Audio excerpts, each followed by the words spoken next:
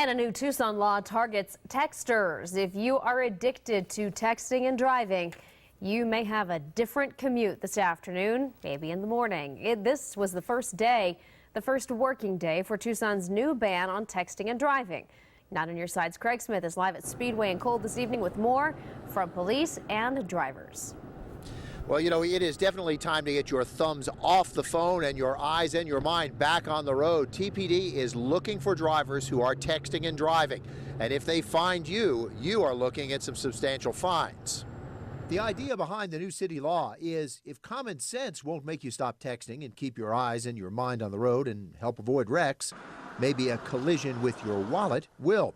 If TPD catches you texting, the fine's $100. If your texting helped cause a wreck, make that $250.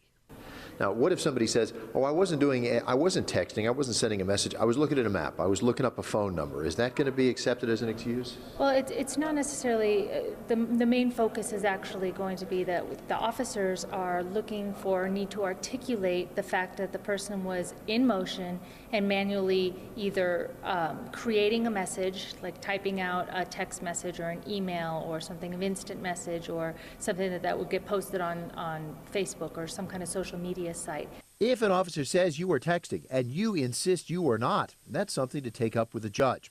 Drivers, we asked, agree with the ban. Well, that's a good thing because it can be very dangerous. Are you still tempted to do it every once in a while?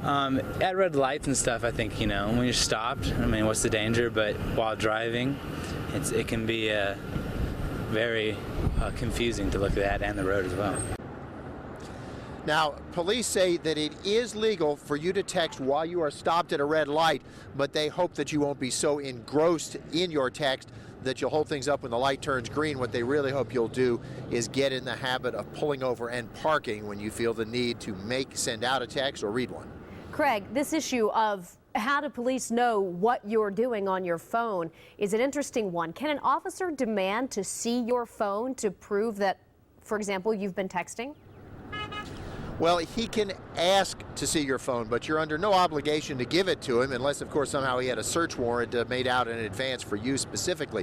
What you can do if you choose is say, here, officer, have a look at my phone. Here's proof I wasn't texting, and maybe that will convince him. All right. So in other words, up to discretion, Craig? Is it safe to say that?